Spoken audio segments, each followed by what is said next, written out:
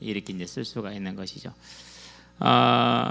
이렇게 우리의 삶을 살아가는 데 있어서 그날은 참 더딘 것 같고 어떤 문제 속에 있으면은 힘든 것 같고 그래요. 그렇죠? 지금 이제 코로나기 때문에 여러 사람들이 힘들고 어렵고 그러는데요. 저 같은 경우는 너무 좋아요. 왜 좋냐면요, 뭐 안 좋은 것도 있지만은 편안하잖아요. 만약에 이제 오늘 저녁 예배를 위해서 이따 예배를 마치고 어디를 가든지 가겠죠? 그럼 금요일 저녁 예배 드리러 와야 돼요. 왔다 갔다 하느라고 너무 바쁘고 힘들어. 그러면 이제 주일 준비해야 되죠. 주보 준비해야 되죠. 이런 거 하려면은요, 다른 사람들은 그냥 쉬고 놀면 되거든요. 저는 안 그렇잖아요. 그래서 지금처럼 이렇게 못 가고 딱 묶여 있으니까 그래서 가장 편안한 추석이 됐다, 연휴가 됐다. 이게 또 그런 부분도 있는 것 같기는 해요. 어쨌든 이제 뭐 또 가족들 얼굴 보고 어머니도 얼굴 뵈고 이제 이래야 되는데 못한 것은 아쉽긴 하지만은요, 어쩔 수 없죠.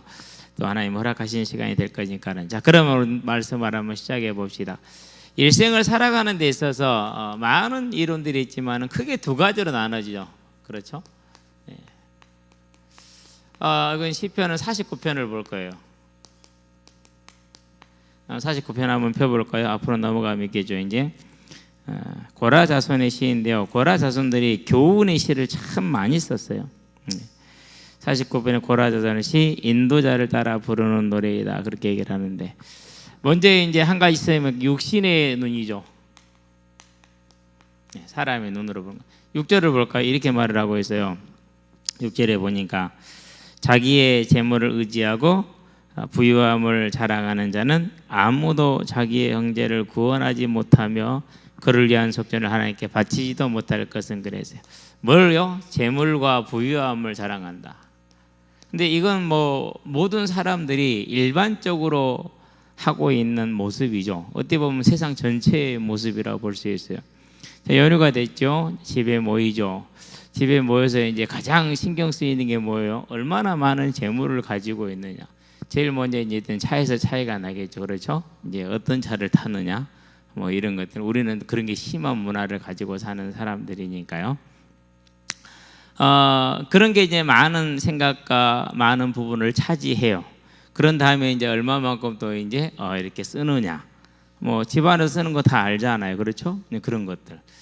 많은 사람들이 재물을 의지하고 또 다른 편은 뭘 의지합니까? 이제 권력을 의지하고 뭐 그렇더라고요. 사람들이 좀 이렇게 어떤 뭐 힘 있는 직책에 있거나 뭐 그런 정치적인 자리를 차지하면은 되게 목에 힘이 가죠. 교회도 그래요. 자기가 있는 교회가 뭐 큰 교회이거나 안 그러면 큰 교회 교육자이거나 자기가 큰 교회를 다니잖아요. 그럼 일단은요, 자기가 믿음이 그렇게 큰 줄 알아요. 뭐 그런 것들 많이 있죠. 어쨌든지 간에 이제 사람들이 이런 모습을 가지고 많이 살아간다, 이렇게 얘기를 하죠. 자, 그러면서 8절에 보니까 뭐라고 얘기를 합니까? 이렇게 얘기를 하죠. 그들의 생명을 속량하는 값이 너무 엄청나서 영원히 마련하지 못할 것입니다. 그러니까 이런 것이 아무 소용이 있다 없다? 소용이 없다라는 얘기예요. 이유는 나중에 나오겠죠. 자, 9절, 그가 영원히 살아서 죽음을 보지 않을 것인가 그랬어요. 모든 인생에는 뭐가 있다라는 것임. 그러니까 죽음이 있는데 그 죽음을 생각한다 안 한다? 생각하지 않는다라는. 언제 죽을지도 모르고요. 뭐 금방 죽을 거거든요. 이렇게 이제 80년대 제가 386 세대잖아요. 정확히 386 세대이기 때문에 그때 뭐 레이건, 뭐 부시, 뭐 이런 대통령들, 그런 다음에 전두환, 노태우, 뭐 김영삼, 김대중, 김종필, 뭐 이런 정치인들이 이제 근데 다 가셨어요. 다들 가셨어. 이제 노태우 씨는 아직 남아 있지만은 전두환이랑 두 사람 아직 남아 있지만은 어쨌든 뭐 그분들도 머지않아 가겠죠. 그건 정해진 것이니까.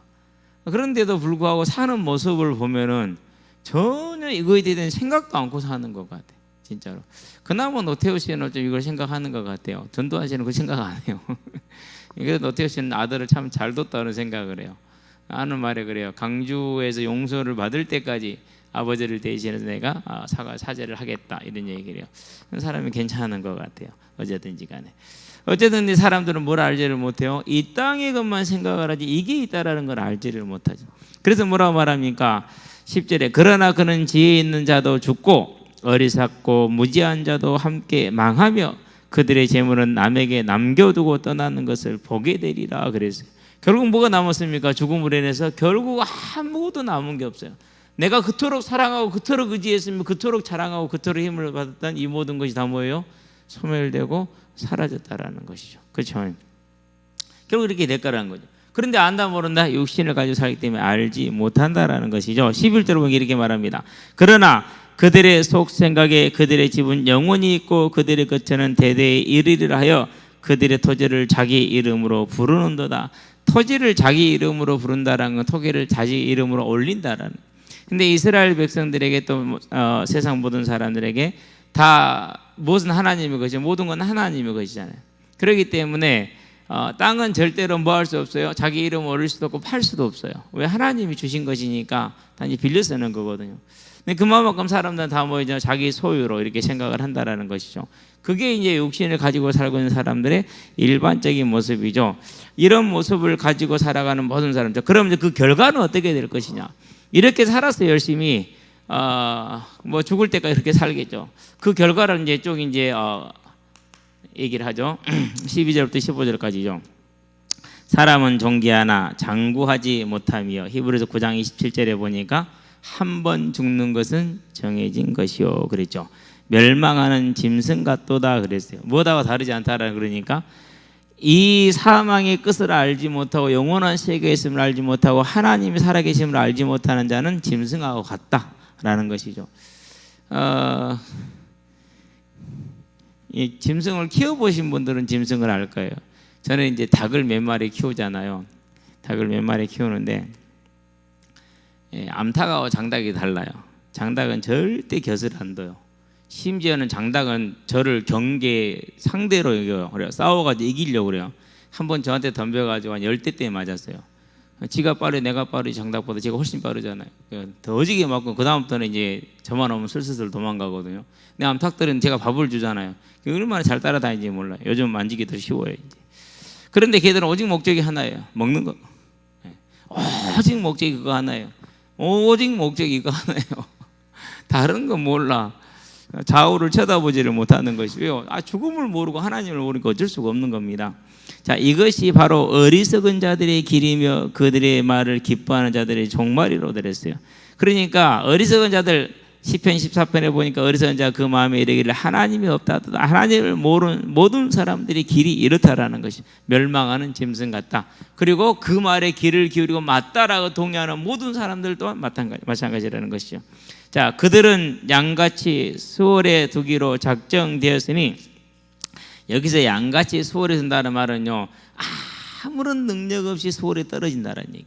아무런 능력 없이 사망이 그들의 목자일 것이라 정직한 자들이 아침에 그들을 다스리리니 그들의 아름다움 소멸하고 수월이 그들의 거처가 되리라. 결국은 영원한 지옥에 들어간다는 거죠.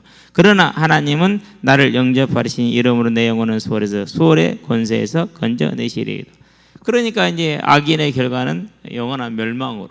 자, 그러면은 육신의 삶을 사는 사람과 반대로 영의 삶을 사는 사람 어떤 모습입니까? 5절을 봅시다. 5절에 보니까 이렇게 얘기를 하죠. 49장 5절에 죄인이 나를 따라다니며 나를 애워싸는 환난의 날을 내가 어찌 두려워하라. 그렇게 했어요. 이유가 있어요. 4절에 있어요. 뭐라고 얘기했냐? 내가 비유에 내 귀를 기울이고 그랬어요. 예수님이 하나님의 나라를 말할 때 뭐로 말씀하셨죠? 씨 뿌리는 비유로. 그런 여러 가지 비유로 말씀하셨잖아요. 그래서 내가 비유에 귀를 기울인다는 것은 하나님의 말씀에 귀를 기울이겠다라는 것이에요. 자, 그런 다음에 봅니다. 이제 수금으로 나의 오묘한 말을 풀리로다 그렇게 얘기를 했어요. 수금으로 오묘한 말을 푼다는 말은 무슨 말입니까? 그 말씀을 깊이 묵상하고 그 뜻을 깨달음으로 즐거움으로 그것을 노래하겠다라는 거예요. 저와 여러분들이 말씀을 묵상에 들어가면은요 정말로 재미있어요. 게임보다 공부가 재미있다. 공부도 게임이니까 결국은요. 그런 다음에 그 무엇보다도 하나님의 말씀이 즐겁다. 요즘은 이제 성경을 이렇게 뭐 이제 타이핑을 전부 다 하고 있거든요. 매일 한 서너 장씩 타이핑을 하는데요. 그게 무척 시간이 많이 들어요. 그냥 하면은 쉬운데 시편도 하지요, 뭐 출애굽기도 하죠, 창세기도 하죠. 이렇게 하고 있으니까 뭐 고린도후서 지금 6장까지 이번 주잖아요. 6장까지 치고 그랬는데 쳐보면 시간이 참 많이 들어요. 그러는데 할 때 달라요. 그냥 읽을 때하고 내가 일단 애워서 한번 쳐보는 거다고 많이 다르죠. 그러면서 패턴이 있다는 걸 알겠다. 어느 정도 느끼기 시작을 했어요. 아, 그래는 패턴이 있는데 정말 이제까지 모든 문장들 중에서 성경만큼 간단 명료하면서 빠지지 않는 그 글을 본 적이 없어요. 사람의 힘으로는 따라갈 수 없는 그런 것인데요. 어쨌든 저와 여러분들은요, 영으로 사는 자들의 모습을 이제 우리가 한번 세워보게 되는데 하나님의 말씀을 깊이 묵상한다는 것이죠. 자, 그러면서 이제 16절을 가볼까요? 사람이 치부하여 그의 집에 영광이 더할 때 너는 두려워하지 말지어다 그랬어요. 세상을 보고 뭐하지 마라? 부러워하지 마라. 그러잖아요. 막 내 친구들은 막 이 나이에 뭐 되고 그러는데 나는 아무것도 없고, 뭐 친구들은 뭐 열심히 해가지고 이렇게 성공하고 집도 이렇게 모으고 다 했는데 나는 뭐 교회 헌신하고 별로 뭐 하지도 못했고, 그럴 수 있어요. 두려워하지 말아요. 그러는데 17절 그가 죽음에 가져가는 것이었고 그의 영광이 그를 따라 내려가지 못함이로다. 세상은 뭐란 거죠? 전부 다 요한일서 2장 17절에 이 세상도 그 정욕도 뭐예요? 다 사라지되 그랬어요. 그러니까 이 땅에 잠깐 있다가 영원한 지옥으로 소멸되어 간다라는 것이죠. 그가 비록 생시에 자기를 축하하며 스스로 좋게 함으로 사람들에게 칭찬을 받을지라도 그들은 그들의 역대 조상들에게로 돌아가리니 영원히 빛을 보지 못하리로다. 이 말은 무슨 말입니까? 이 땅에 있는 자들은, 영을 따라가는 사람들은 세상을 두려워하지 말고 뭘 가지라는 거죠? 우리는 그렇게 안 될 거라는 소망을 가지라는 것이죠. 이와 같지 않다라는 거예요. 왜 그렇습니까? 이유가 있죠. 저와 여러분들은 뭐가 주어져 있기 때문에요? 행한 대로 주어지는 하나님의 심판이 있기 때문에, 상급. 그래서요, 언제나 여기에다가 마음을. 저는 아침에도 이제 6시 한 20분 30분에 전화가 왔어요. 같이 공차하는 이제 동네 분이신데요. 빨리 나오래요. 왜 그랬더니 야, 운동장 꽉 찼다. 없어 지금. 우리는 끝나고 들어가는데 생각해 보니까 내가 나올 거라는 거예요. 수요일 날 나가니까, 수요일만 나가니까. 그래서 지금 기다리고 있다는 거, 넘겨주고 가려고. 그래서 갔더니는 이제 있더라고. 그래서 같이 이제 한 게임을 하게 됐어. 근데 숫자가 많았어. 8대 8인가? 아침 첫 게임이. 근데 이제 우리 목사님들 오셔가지고 계시니까 제가 목사님들한테 뛸 필요는 없잖아요. 내가 넘어가겠다. 그래서 내가 그분들랑 같이 뛰었어요. 이유는 한 가지예요. 어쨌든 저분들 내가 함께 하면서 하나님의 때를 기다리는 거. 무슨 때를 기다리는 거요? 이제 복음의 때, 구원의 때를 기다리는 것이죠.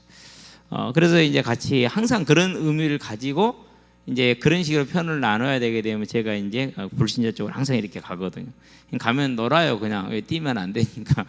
근데 중간중에 이제 좋은 패스는 이제 한 몇 개씩 해주면은 놀아도 욕은 안 먹잖아요. 뭐든지 간에 뭐 하는 거니까 오직 여기에다가 소망을 가지고 하나하나 움직이고 생각 판단하는 것. 왜? 나는 영에 속한 사람이니까.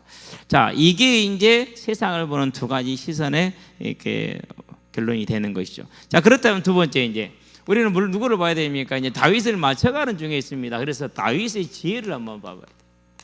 무슨 지혜입니까? 두 시선 중에 육신을 따르지 않고 영을 따른 그 지혜이죠. 첫 번째입니다. 그의 믿음이죠. 지혜를 이제 세 가지로 나눠서 볼게요. 일단 믿음으로 한번 나눠서 볼게요. 어떤 믿음을 가졌습니까? 우리는 이걸 주목해서 봐봐야 돼요. 사무엘상에 보니까 16장 11절에 그리고 12절에 11절이죠. 다윗이 왔어요. 왔는데 그의 얼굴이 붉고 눈이 막 아름답고 빼어나다 이렇게 얘기를 했어요. 무슨 말입니까?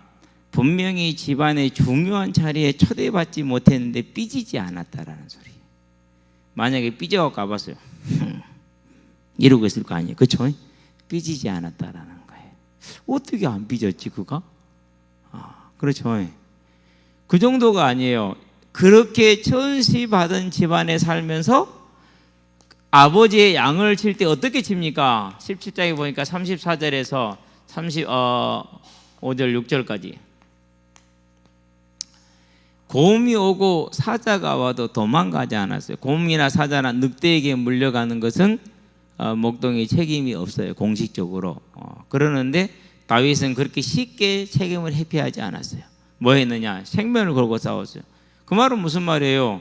아니 분명히 20절에 보니까 양치는 종이 따로 있어요, 집에. 그런데도 불구하고 이 종들과 똑같은 취급을 받았다는 것을 16장에서는 알 수가 있어요. 그러는데 그 누구도 하지 못한, 양치는 종도 하지 못하는 일, 곰과 사자와 싸워서 양을 지키는. 그런데 여기서 뭘 보여주죠? 이제 그가 골리앗을 만났을 때 하는 고백이 그것입니다. 17장 37절에 뭐라고 고백합니까? 하나님이 곰과 사자에게서 나를 지켰은즉 저 할례 없는 백성에게서도 나를 지키실 것이다 라고 다윗이 고백을 하죠. 뭘 말하는 거죠? 하나님의 주권에 대한 믿음을 완전히 가지고 있는 것이죠. 내가, 사람이, 세상이, 부모님이 어떻게 하든지 간에 그것은 사람이 하는 것이지 주권은 하나님께 있다라는 걸 실제로 믿은 거예요. 실제로. 근데 그러기 쉬워요, 어려워요? 어려워요. 저도 어려워요. 지금 나이도 좀 어려울 것 같아요. 이제는 좀 그런 걸 알죠. 그렇기 때문에 이제 하나님이 원하는 길이라면은 그 길이면 갈 수 있어요. 그런데 이 어린 나이에 가능했다. 얼마만큼 그가 하나님 앞에서 자기의 믿음으로 하나님의 나라를 차지했는가를 우리가 볼 수가 있죠. 가장 어려운 부분입니다. 사무엘상 26장이죠. 24장에도 나오지만 10절이죠. 뭐라고 말합니까? 하나님께서 저의 생명을 붙들고 계시지 않냐? 그러니까 저가 수완이 차서 죽든지 전쟁에 나가서 죽든지 하나님께서 반드시 그렇게 하실 것이라는 거예요.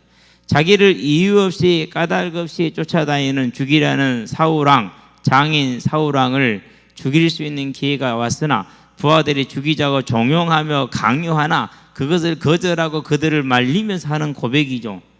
아니 부하들이 떠밀었으니까 밀려가면 되잖아요. 장로님들 하자면 하면 되지. 그렇잖아요.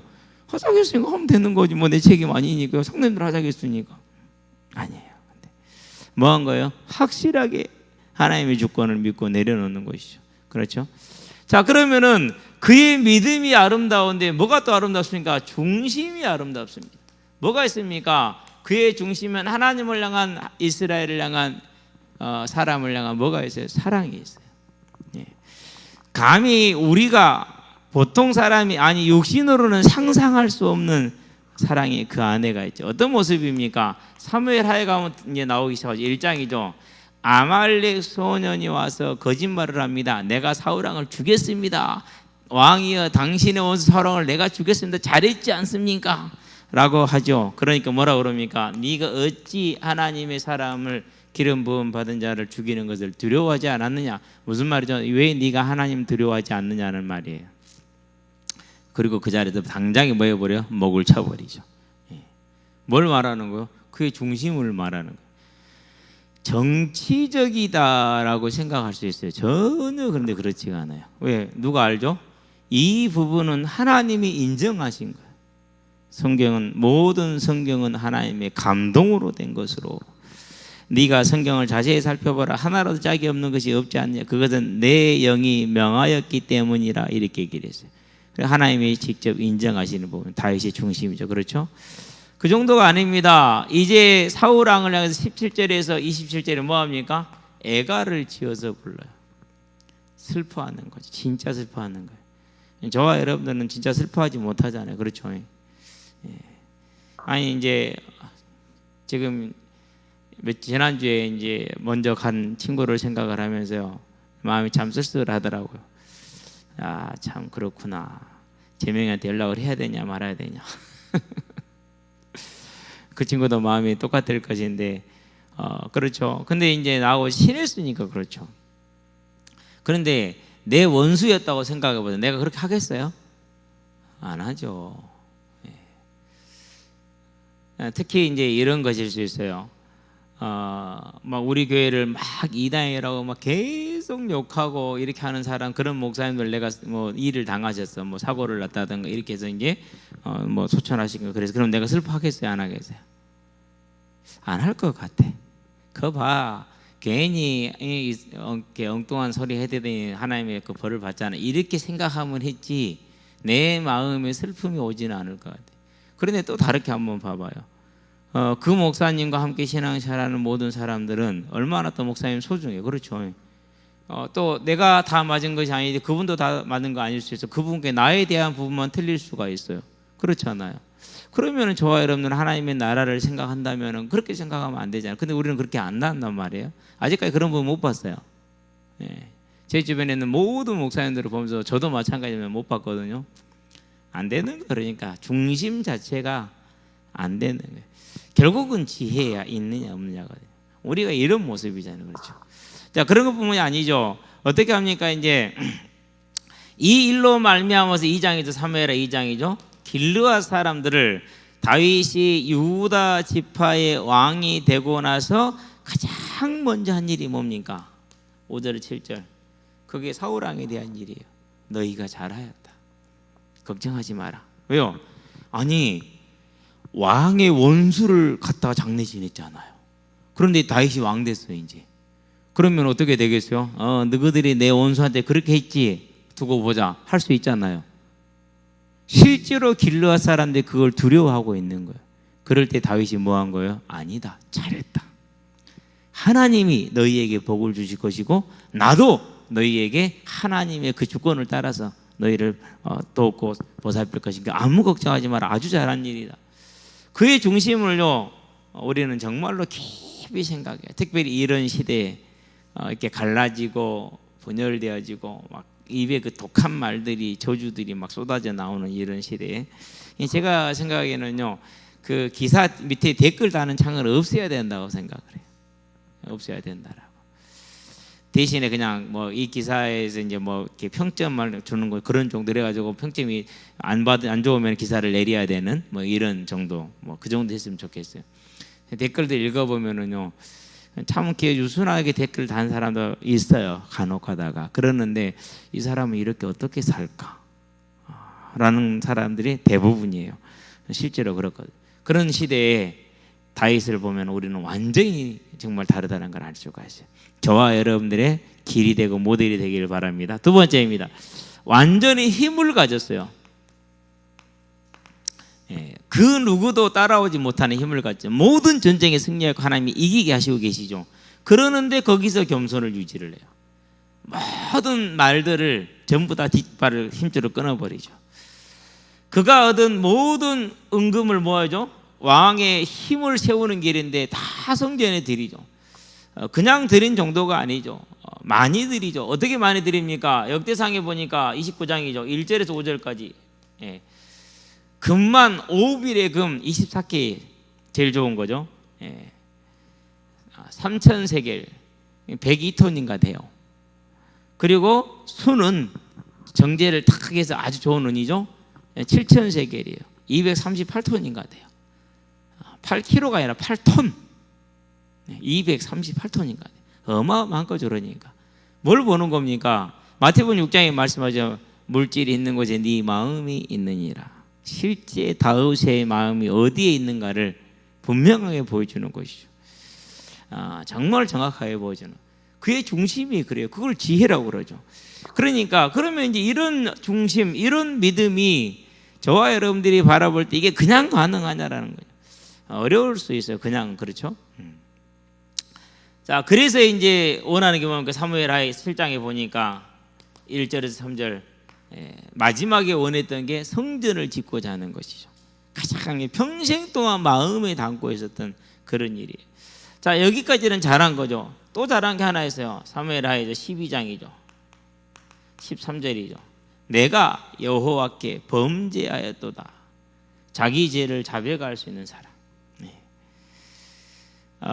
지적을 받으면은 그것을 깨닫고 내가 잘못했구나 이렇게 고백할 수 있는 사람. 대단하죠. 그러니까 그러고 나서 그 이후로 어떻게 됩니까? 모든 하나님의 징계가 임할 때 그 징계를 달갑게 받죠. 16장 11절 시므의 저주에 뭐라고 하나님이 허락하신 것이다 라고 얘기를 하죠. 그 뒤로도 마찬가지죠. 시편 42편인가요? 1편인가요? 42편인가요? 42편? 41편. 시편 41편은 다윗이 지금 병중에서 쓴 시예요. 무슨 병중에서 쓴 시냐? 우리아의 범죄로 말미암아서 그 낳은 아이가 죽고 그때부터 다시 중병이 들어서 압살롬이 다윗 왕을 대신해서 재판을 하고 있는 장면, 사무엘하 7장이죠. 그 장면이죠. 그 부분을 지금 이제 보여주고 있는 거예요. 사무엘하 14장인가요? 14장. 예. 그때 쓴 시편이 이거예요. 그가 뭐 한 거죠?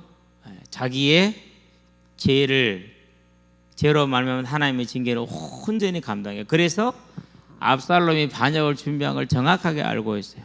그래서 뭐라고 말합니까? 이렇게 말합니다. 41편에 보면은, 자, 나를 6절이에요. 나를 보러 와서는 거짓을 말하고 그의 중심에 악을 쌓았다가 나가서는 이를 널리 선포하오며.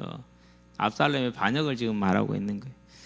7절 나를 미워하는 자가 다 하나같이 내게 대하여 수군거리고 나를 해하려고 깨하며 이르기를 악한 병이 그에게 들었으니 이제 그가 눕고 다시 일어나지 못하리라 하오며 내가 신뢰하여 내 떡을 나눠 먹던 나의 가까운 친구도 나를 향하여 그의 발꿈치를 들었나이다. 아이도벨을 말하는 거죠. 이것은 이제 51편은 또 뭐죠? 이제 역시 다윗의 회개 시편이 되는 것이죠. 그의 중심을 말하는 하나님을 향한 사랑, 그리고 이웃을 향한 사랑. 세 번째, 그의 소망이죠. 이제 이 소망은요 사무엘상 사무엘하에 많이 거의 드러나 있지가 않아요. 그런데 우리가 유추해 볼 수 있는 것이죠. 사무엘하 5장이죠. 여기서 뭐라죠? 이스라엘의 왕이 되자마자 가장 먼저 한 사역이 뭐예요? 그것이 다른 것을 하는 거냐? 예루살렘을 정복하는 것이었어요. 사무엘하 5장 6절에서 7절에. 그런데 얼마나 이 예루살렘 거민들이 자신이 있었느냐? 절름발이도 너를 막을 수 있다 이렇게 얘기를 했어요. 그만큼 예루살렘은 삼면이 절벽이라 한쪽만 막고 있으면 돼요. 그것도 성벽이 높아. 그러니까 거의 난공불락이라 그런 성이었거든요. 그렇기 때문에 절름발이 여기 있어도 너를 막을 수 있다 이렇게 얘기를 했어요. 그 성을 정복한 거죠. 무슨 소망이죠? 이것은 다른 소망이 아니에요. 요한계시록에 보니까 21장 1절에서 22장 5절까지 새 예루살렘 성이 하늘에서 내려오니 내가 그 모습을 보니 신부가 신랑을 위해 단장한 것 같고 라는 천국에 대한 소망을 다윗은 분명히 가지고 있었다라는 사실이죠. 그러면 그가 이것만 가지고 있어요? 아니요. 뭘 보고 있었어요? 4장에서 5장 하나님의 보좌를 보고 있어요. 하나님의 보좌를. 그래서 자주 나오죠. 내 발등상이 되게 하기까지 너는 내 우편에 앉아 있으라 하시는 말씀. 다윗이 제일 많이 그런 시편의 노래를 했어요. 뭘 보고 있는 거예요? 하나님의 보좌를 지금 보고 있는 거예요. 그 보좌에 어떤 모습을 보고 있죠? 7장에 나와 있고 14장에 나와 있죠. 성도들이 뭐해서 뭐 하고 있는 거예요? 어린 양과 보좌에 앉은 하나님을 찬양하는 그 장면. 만물이 하나님과 어린 양과 성령을 찬양하는 그 장면. 예. 모든 천사천군이 수많은 천사천군이 하나님과 그 어린 양을 찬양하는 그 장면을 다윗은 항상 보고 있는 거예요. 그가 뭐예요? 그게 예루살렘 정복했던 가장 먼저 첫 번째 통일 이스라엘 왕으로서.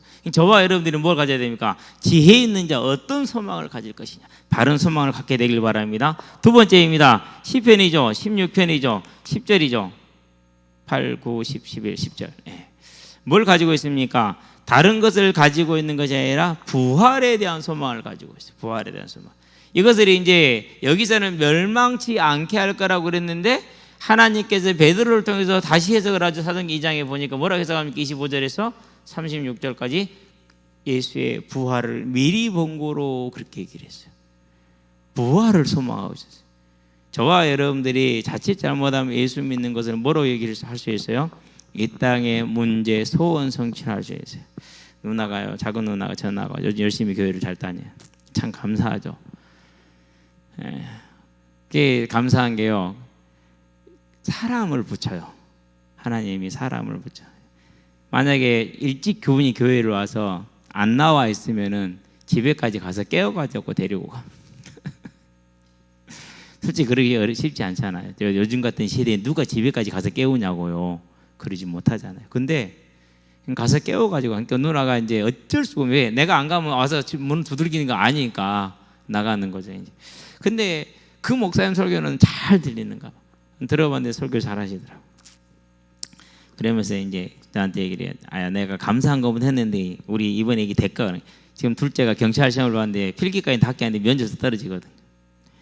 누나한테, 누나야, 누나가 잘하긴 했다 그러는데 그것은 하나님이 할 것이니까 누나가 감사한 거 하거나 상관없을 것이다 라고 말하고 싶은데 그 연약한 믿음에 그 말을 내가 못하는 거지. 이번에도 전화 와서, 야, 나 너 교회 선교할게, 계좌 좀 줘봐. 코로나로 어렵지, 선교할게. 해라. 그거는 이제 동생이니까 하는 거겠죠. 이제 그래도 뭐가 없으면 안 돼요? 믿음 없으면 안 되는 거죠. 근데 이런 걸 보면서 이제 참 이제 내가 기도해야 될 방향이 나오잖아요. 지금은 하나님을 인정하고 의지하는 그 모습만 해도 얼마나 감사합니까?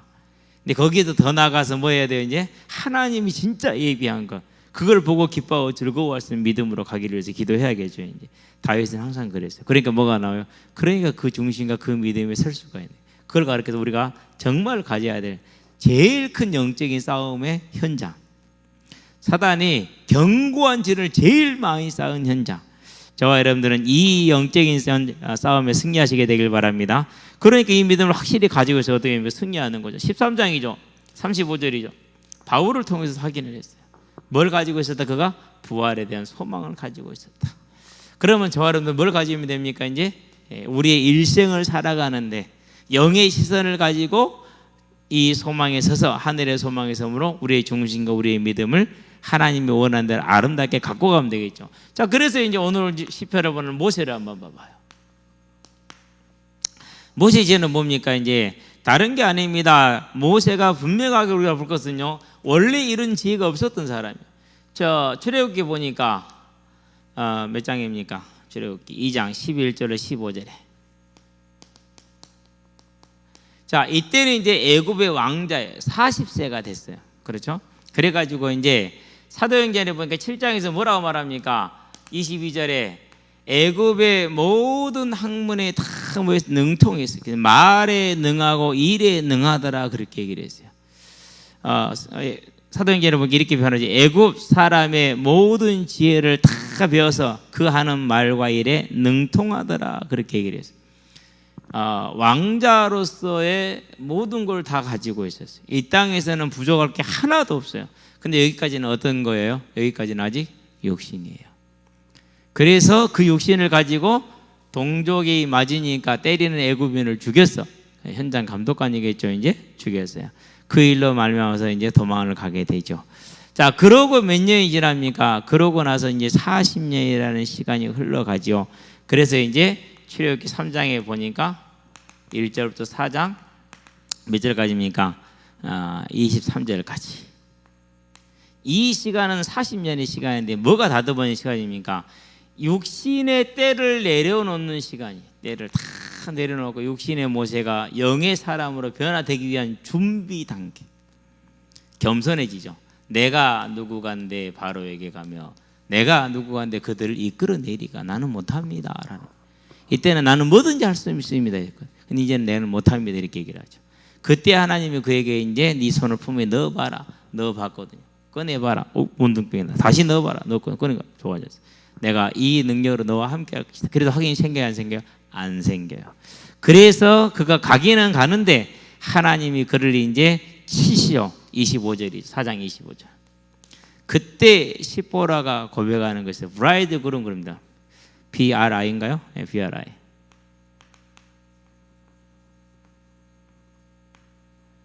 브라이드 그룹 오브 블러드. BLOD to me 이렇게 얘기를 해요. 나에게 당신은 언약의 남편, 피의 남편, 언약의 남편인데 피의 남편이 이렇게 고백을 해요. 블러드. 뭐가 회복된 거예요? 이제 메시아 언약이 준비된 거예요. 이걸 뭐라고? 영의 사람이라고 그래요. 메시아냐. 그래서 하나님이 그를 살려주죠. 이제 육의 사람에서 영의 사람으로 전하는데 몇 년 걸렸어요? 80년. 몇 년 훈련 받았어요? 40년. 40년 훈련 받으니까 이렇게 되네. 이렇게만 될 수 있다면 40년 훈련 받을 만해요. 40년. 그래서 매일 하는 생각과 싸움이 이런 싸움을 하고 있죠. 그러고 40년을 하나님과 동행을 했어요. 이제 120세 죽을 때가 됐죠. 죽을 때가 되니까 뭐합니까? 이제 신명기에서 보니까 33장이죠. 12지파를 뭐합니까? 축복해요. 12지파를 축복할 수 있었다는 말은 무슨 말입니까? 이스라엘의 가장으로 선 거죠. 가장으로. 대단한 영적인 권위를 가졌어요. 너무 부러워요, 실은요. 이 장면이. 그러고 신명기 34장에서 보니까 이제 죽죠. 그런데 7절에 뭐라고 그럽니까? 7절에 보니까 모세가 죽는데 나이가 120세라 그랬어요. 눈이 총총하고 기력이 쇠하지 아니하였더라 그렇게 얘기를 했어요. 여러분들도 마지막에 그날까지 모세와 같이 눈이 총총하고 기력이 쇠하지 않게 되기를 바랍니다. 자, 이런 상태예요. 그러니까 이런 상태에서 뭘 짓는 겁니까? 지금 시편 90편을 1절에서 몇 절까지? 17절까지인가요? 이것을 이제 모세가 지금 노래한 거예요. 17절까지. 개중에 우리는 10절에서 12절을 봤어요. 핵심이 뭡니까? 우리가 연수가 70인데 강건해봤자 80이라. 근데 그것도 수고와 슬픔뿐이라. 근데 이것도 뭐 하더라고요? 날아간다라고 했어요. 우리는 세월이 물처럼 흐른다 그런데 서양에서는 속담이 세월이 뭐처럼 흐른다 그래요? 살처럼 흐른다 그렇게 얘기를 해요. 저희 하마터면 그 얼굴 또 받겠다 조심해라. 살처럼 흐른다 이렇게 얘기를 했어요. 뭘 본 거죠? 120년의 자기의 삶을 통해서 세월이 순간적으로 가는구나. 그렇다면은 내가 이 120년이라는 결코 짧지 않은 삶을 살았음에도 순간으로 간다고 표현하면서 그러면 내가 무엇을 할 것인지 내 날이 얼마 남았는지를 계수할 수 있는 지혜를 주셔서 인생을 뭐하게 해달라는 거예요? 하나님의 뜻대로 살 수 있는 지혜를 달라는 것이죠. 그러니까 저와 여러분들이 이 땅의 육의 사람이 아니라 영의 사람이 되어야만이 모세와 같은 이 눈을 가지고 있을 수가 있겠죠. 저와 여러분들은 이 모세와 같이 영의 눈을 가진 사람들이 되기를 바랍니다. 그래야 돼요. 자, 그러면 네 번째, 항상 나죠. 나는이죠. 저와 여러분들, 우리들의 일생. 다윗이 솔로몬에게 부탁하죠. 왕상 2장이죠. 1절에서 3절까지인가요? 3절까지. 딱 한마디로 표현하면 그렇습니다. 좌우로 치치지 말고 뭐를 지켜라? 말씀, 하나님의 말씀을 지켜라 이렇게 얘기를 합니다. 이렇게. 그러면은 하나님께 내게 약속하시기를 이 땅에서 우리의 삶을 그리고 영원히 붙들어 주겠다고 약속했다. 천국까지. 그 부탁을 하는 것이죠. 그럼 이제 저와 여러분들이 여기서 뭘 보는 것입니까? 하나님의 말씀대로 우리의 인생을 봐야 돼요. 첫 번째가 뭡니까? 감사하죠. 무슨 감사합니까? 마태복음이죠. 16장이죠. 26절이죠.